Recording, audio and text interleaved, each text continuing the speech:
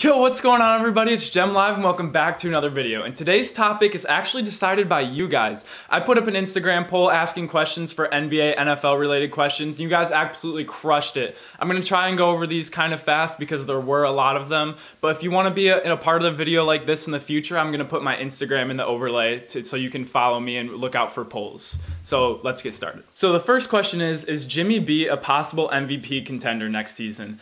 And I'm a little confused if you meant Jimmy B like Jimmy Butler or Jimmy G as in Jimmy Garoppolo. So I'll go over both of them, but the answer for both of them is no. Jimmy Garoppolo is in a really weird group of quarterbacks. I put him in with Kirk Cousins, Ryan Tannehill, Jimmy G's a part of that group, where they're not great, they're not trash, but they're kind of both. It just kind of depends on the given day, where some games you'll be like, oh, we're going to make it to the Super Bowl. If they keep playing like this, if we have this running game, nobody can beat us. And then some games it's like, all right, we need Trevor Lawrence. So Jimmy Garoppolo, I do not see him being an MVP candidate. Jimmy Butler, on the other hand, I also don't, because he is a superstar. He is in the top 10, but unless you're in like the top 5 and putting up ridiculous stats, that's usually who wins the MVP. So Jimmy Butler, even with the year he had last year, he's just not going to have enough stats to compete with people like LeBron, Giannis, KD, and Steph Curry returning. Also, James Harden and Luka Doncic are always in that discussion. I just don't think he's going to be able to put up the numbers. So no for both of them. What are your thoughts on the NBA returning Christmas Day?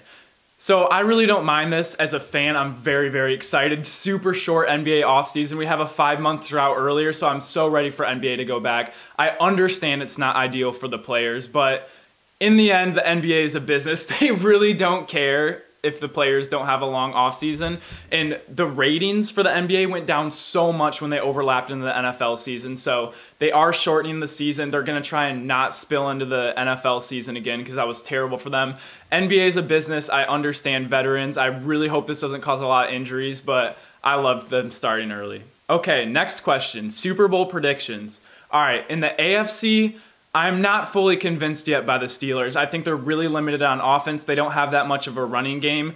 They are undefeated, I understand that, but they just haven't seen as dominant as I think a team to win the Super Bowl is. The Ravens I'm really not convinced of because Lamar's playoff experience in the past has been atrocious, and he's playing worse last year. So with a year last year and playoffs like last year, if he's playing worse this year, I really don't see them being a contender in the AFC. I really think that the Chiefs are going to win the AFC. They'll be in the Super Bowl.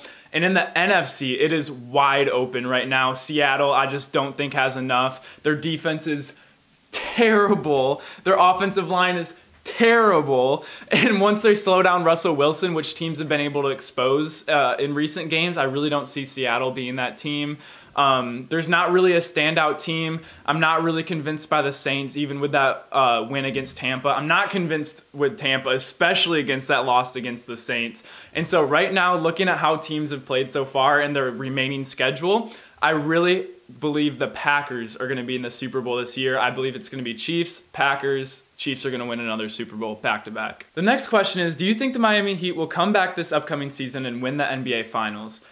And I'm going to give myself a little bit of leeway because we haven't had the offseason yet. But if nothing changes, if the Miami Heat don't sign Bradley Beal or Giannis or someone unexpected, I'm going to go out and say no. I think the run they made was amazing. I think it was incredible that they made the playoffs. I think Milwaukee's going to try and make some moves. We don't know where Giannis is going yet, or if he's going to sign the contract with Milwaukee. The Celtics are a super young team. Kemba has 1 year of actual, like, real important playoff experience. Jason Tatum, Jaylen Brown are just going to get better. And then we have to think about the Brooklyn Nets. So the role players for the Miami Heat were exceptional for them, and that's why they were able to make it so far. The Brooklyn Nets role players are probably better. Like, they're either the same or better, and then they have the superstar power of Kevin Durant and Kyrie Irving. So unless something happens with the Miami Heat, I really don't think they're going to go back to the playoffs. I really think they're going to have more credibility going into next season. I think it'll be a more attractive for someone like Giannis or Bradley Beal to make a signing, but right now I don't think that's going to happen again. Ooh, okay. DK and Megatron, is this a fair comparison or no? Alright, so I'm going to stop you guys right here. I just posted a video 1 or 2 days ago talking about this. Me and my roommate were arguing back and forth, so for this person and for any of you at the end of this video, if you want to go check out that last one to see what I think about DK and Megatron comparison, check it out. All right, I'm gonna compile these two together, Ravens Super Bowl champs and what's in store for the Packers the rest of the season. So as I already answered my Super Bowl prediction, I don't think the Ravens are gonna be Super Bowl champs. They're just not as dominant, not as impressive as they are last year. They have a really, really good defense. Lamar Jackson is electric on the ground. He hasn't had the big chunk plays like he had last year. He hasn't really developed in his throwing any more than he has from like late in his rookie year to last year. So they're not gonna run their way to the Super Bowl. It's just there's too much going on. The Packers, on the other hand, I do think they're going to make the Super Bowl. I think they're in an easier NFC. They have a really, really good offense. Aaron Rodgers has been on fire recently. They have to figure out their run defense, though. That might be their biggest problem. They gave up 400 yards to Dalvin Cook in the Minnesota Vikings, so they need to do something about that, but I really think the Packers can make the Super Bowl.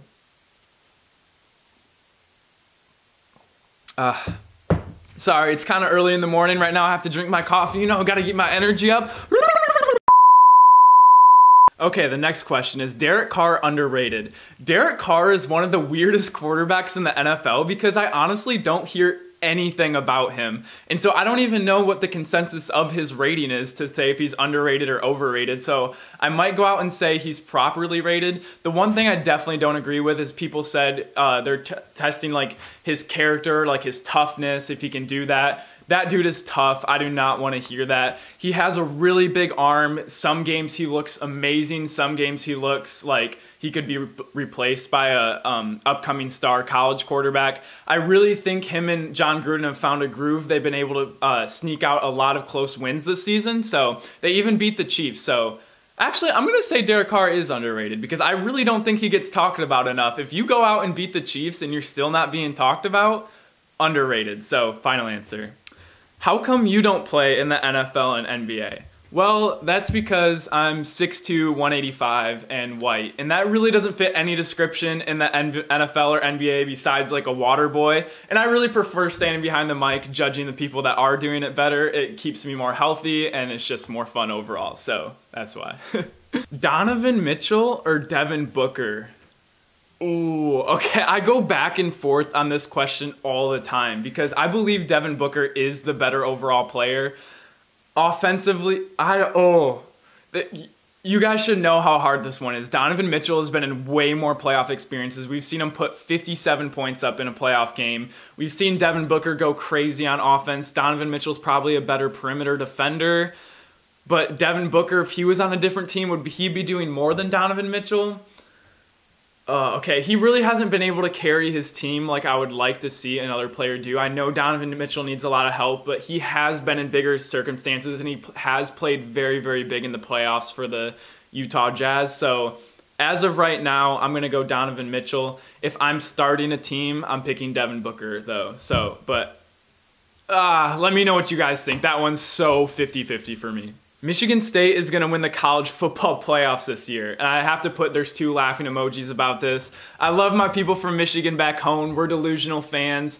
MSU is going to win the college football playoffs. The Lions are going to finish 11-5. Like, it's just not going to happen, but I don't know. You guys beat U of M, so congratulations. Do a video about Tua. I actually am going to do a video very soon. Just right off the top of my head, what I can say is he just outdueled Kyler Murray. He looked way better than he did his first game. And we knew this. He's coming off an injury. He's not tall. He does not have a very big arm, but he's pinpoint accurate. His timing is very, very good. He protects the ball. He's sneaky elusive. And he's probably statistically the greatest college football quarterback ever. So if you think he was going to be a dud, you're sadly mistaken.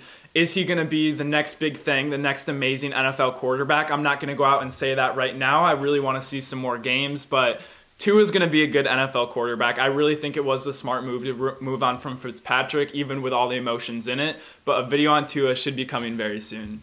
Okay, top 3 wide receivers in the NFL right now. So, okay, how I'm going to do this, I'm going to do this in order. I'm not going to do a top 3. Number 1, DeAndre Hopkins. I think he can win any one-on-one matchup. You can't do that, especially when he has Kyler Murray as quarterback. He went, I think 2 seasons ago, he didn't have a single drop, has some of the best hands in the league, jump balls, great route runner. D-Hop is just it for me. Julio Jones, number 2. Scary. The Falcons are awful this year, but if you haven't tuned into any Falcons games just to watch Julio Jones, that guy is a freak of nature. He's been doing it for years, and he just seems to get better, or at least not digressing at all.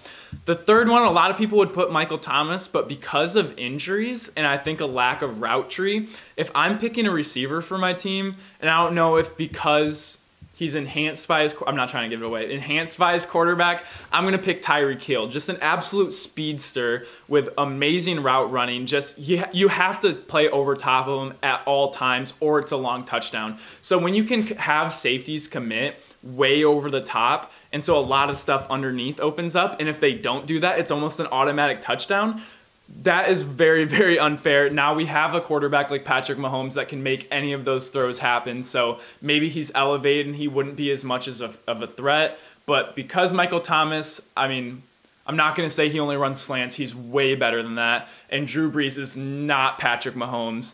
I'm going to say Tyreek Hill right now in my top 3. So D-Hop, Julio, Tyreek. If KD would have played this year, he would be considered the best player in the league. Okay. I'm going to disagree with this one. I still think LeBron is the best player in the league, and I'm going to say this because of his pairing of superstars. So with LeBron joining Anthony Davis, LeBron had a career high in assists this year. He led the NBA in assists. So that only elevates his play, makes him that much better, makes him be way more efficient, doesn't have to jack up crazy shots. With KD, not only is Kyrie going to take away his points from him, but he's not going to get those assists like he would because they're both ISO people, can score on their own, don't really need a pick, don't really need anything. So if you're looking for best player in the league, I think LeBron joining with AD actually makes LeBron better, makes his stats better, makes him a better, more consistent player. With KD, I think KD and Kyrie can work together, but I don't think it's going to actually elevate and make KD look better like Anthony Davis makes LeBron look better. So, no, I'm sorry. All right, who's the GOAT? I'm waiting to make this video. It has been scripted for over a year. LeBron's the GOAT. We can debate all you want. I don't want to get too much into it. I know we're going to have a huge debate when I drop this video. I don't know when it's going to be yet. I'm holding on to it. That's my precious gem of a video, so we'll see. All-time top starting 5. Okay, so this isn't who I think is the best of each position. I'm a GM, and I get to pick of any players of all time to put 5 on a court and say nobody can beat this team. So if you think you can beat this team with players that aren't these guys, let me know because it's not going to happen. Number 1, we have Curry at point guard. Even though I believe Curry and Magic Johnson are arguably 2 of the best point guards of all time, I still think Magic has it. I just think with this team, he's going to be they're both very good passers. Steph Curry's going to be able to space the floor. He doesn't need the ball in his hands all the time because a lot of other players on this team are. He's going to be able to hit splash plays, make the crowd go crazy, very good at throwing alley-oops, passing, running the offense. Steph Curry at the 1. Michael Jordan at the 2, pretty self-explanatory, best shooting guard of all time. At the 3, we have Kevin Durant. At the 4, we have LeBron. And with the combination of MJ, Durant, LeBron, 3 defensive studs, 3 offensive studs. I'm sorry, nobody put up is going to beat these guys. And at the 5, we have Shaq, the most dominant big man of all time. Because LeBron is the only person, LeBron and Jordan are going to be driving and attacking. Jordan with his mid-range, LeBron with his better three-point shooting, KD and Steph are just going to be splashing from everywhere, driving, kicking. We can have the most dominant player in the paint of all time, Shaquille O'Neal. So all-time starting 5, Curry, Jordan, Durant, LeBron, Shaq. Sorry, nobody's beating them. Okay, and the last question. Do you prefer watching NFL with your girlfriend? If so, come home. I have not said anyone who asked these questions before this one. I think it's kind of obvious. This one's my girlfriend back home in Michigan. And I just want to give her a huge shout out. I love watching football with her so much more. And I have to thank her so much because this really wouldn't be possible. She's been so supportive of this channel. She knows I've been wanting to take this a lot more seriously. And so when I'm with her, even though I'm not getting like that many views, it's totally fine. She's so supportive. Sunday morning, we'll wake up, go to church, come back, and she just knows that we're watching football from that moment on to like 11:30 at night. She doesn't complain at all. I'm trying to teach her football. She's not really into it, but I really miss watching it with her, and I have to thank her so much for everything and how supportive she's been. So thank you so much, Lexi. All right, so that's gonna be it, and as you can see in the picture, if we did a poll on Instagram if you should subscribe, it's unanimous, so I think that's what you guys should do. Let me know if I answered your question. I actually was able to hit all of them. I'm sorry if I had to skip over some or go fast through some because there were a lot of questions. Thank you guys so much. Again, follow me on Instagram and look out for ones like these. I'm going to be putting up polls and questions for future YouTube videos, so if you want to be part of them, follow me on Instagram. And as always, I hope you have a great day. Peace!